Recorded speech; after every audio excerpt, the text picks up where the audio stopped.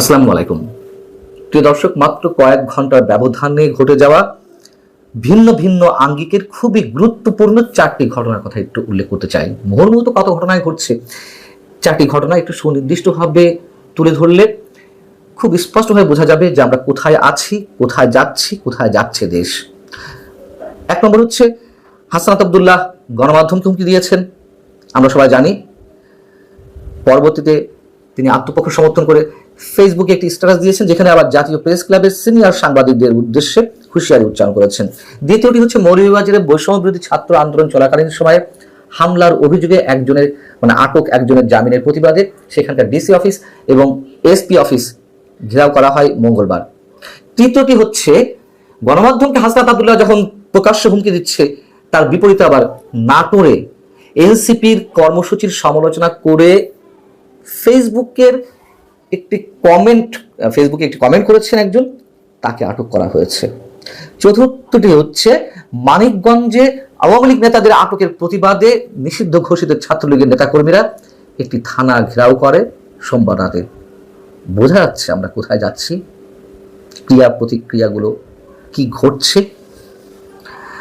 হাসনাত আব্দুল্লাহ বসুন্ধরা গ্রুপের সাংবাদিকদের উদ্দেশ্যে প্রচ্ছন্ন হুমকি দিলেন।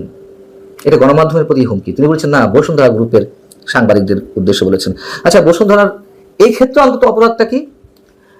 যখন মুক্তিযুদ্ধের পক্ষে বিভিন্ন মিডিয়া রহস্যজনক নয়, স্পষ্ট কারণে আমরা জানি যে চুপ করে আছে,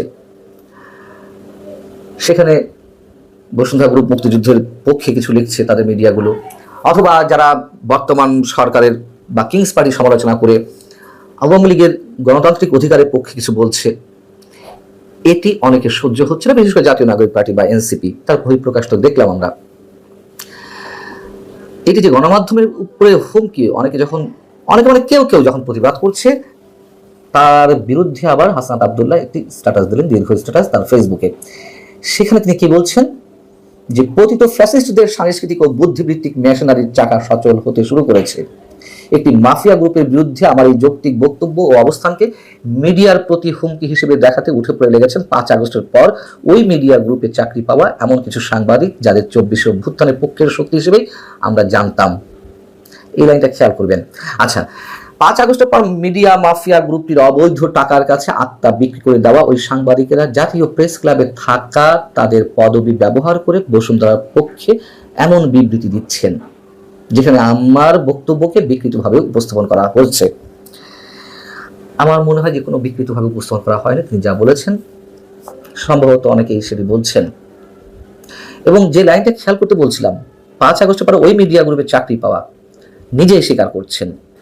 আওয়ামী লীগ আমলে যেমন আওয়ামী লীগের দালাল হিসেবে চিহ্নিত অনেক সাংবাদিক বড় বড় পদবি দখল করেছিলেন, তার মানে এই আমলেও ঘটছে, ব্যতিক্রম তো কিছু নেই। আবার তাদের বক্তব্য এখন এনসিপি, জাতীয় নাগরিক পার্টি বা সরকারের স্টেক হোল্ডার যারা রয়েছে তাদের বিরুদ্ধে যাওয়াতে তাদের আর সহ্য হচ্ছে না। কি অদ্ভুত! গণমাধ্যম তো অবশ্যই সবার পক্ষে বলবে, এবং আওয়ামী লীগের সময় মিডিয়ার যে চরিত্র ছিল, এখনো হাতে গোনা 2-1টি ছাড়া বাকি সব মিডিয়া একই ধরনের চরিত্র অবলম্বন করছে। বর্তমান ক্ষমতাসীনদের পক্ষে বা ক্ষমতা কেন্দ্রিক রাজনীতি যারা করছে তাদের পক্ষে কথা বলছে। এখন মুক্তিযুদ্ধের পক্ষে কিছু মানুষ যারা কথা বলছে, তাদের বক্তব্যগুলো বসুন্ধরা গ্রুপের মিডিয়াগুলো তুলে ধরছে। কালের কণ্ঠ, বাংলাদেশ প্রতিদিন, বাংলা নিউজ 24, বা তাদের electronic channel news 24, Daily Sun, এটি তাদের সহ্য হচ্ছে না।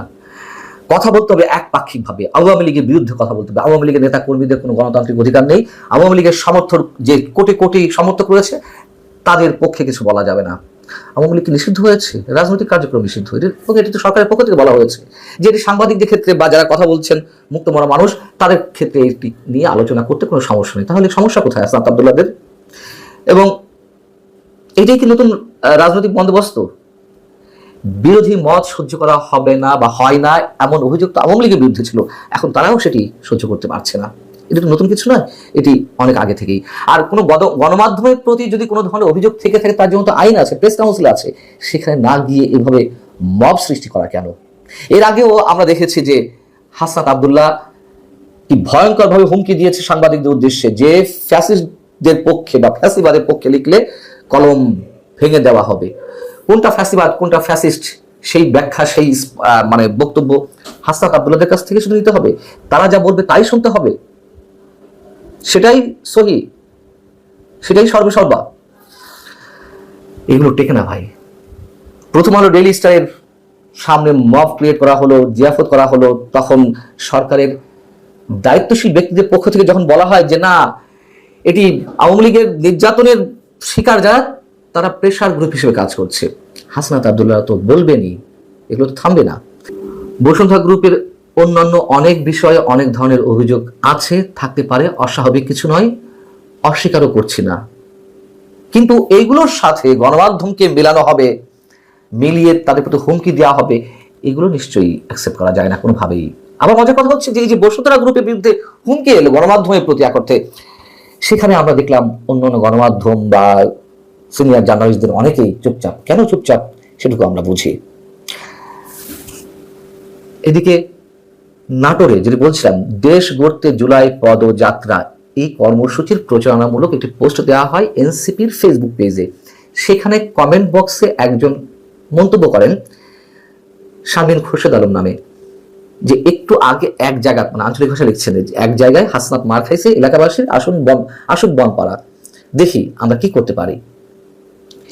এই স্ট্যাটাসের মানে এই কমেন্টের পরিপ্রেক্ষিতে এনসিপি পুলিশকে ইনফর্ম করলো, পুলিশ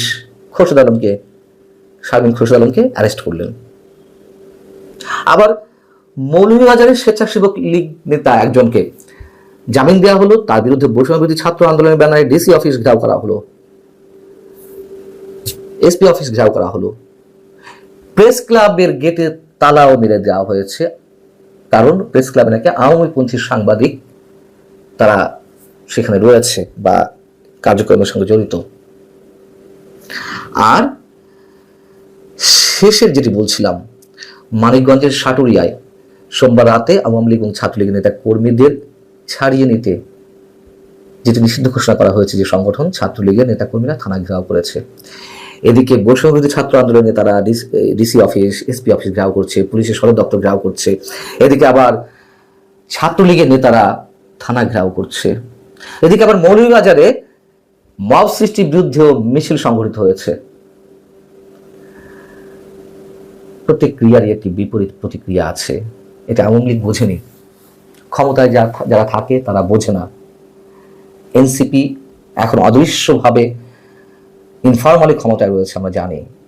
এনসিপি কিংস পার্টি, তারা বুঝতে চাইছে না। সরকারের ভর কেন্দ্রের অন্যতম একটি ভর কেন্দ্র জামাতে ইসলামী, তারাও বুঝতে পারছে না। এমনকি বিএনপি নেতা কর্মীরা অনেকে বুঝতে পারছে না, তারা তো ক্ষমতায় চলেই আসছে, আমার একটি ভাব। আবার ওদিকে নিষিদ্ধ রাজনৈতিক কার্যক্রম নিষিদ্ধ হওয়া আওয়ামী লীগের নেতাকর্মীরা পথে নামছে, থানা ঘেরাও করছে, মিছিল বের করছে। মুখোমুখি সংঘর্ষের দিকে যেতে হয়তো খুব সময় বাকি নেই, বেশি সময় বাকি নেই। ভালো থাকুন সবাই, আল্লাহ হাফেজ।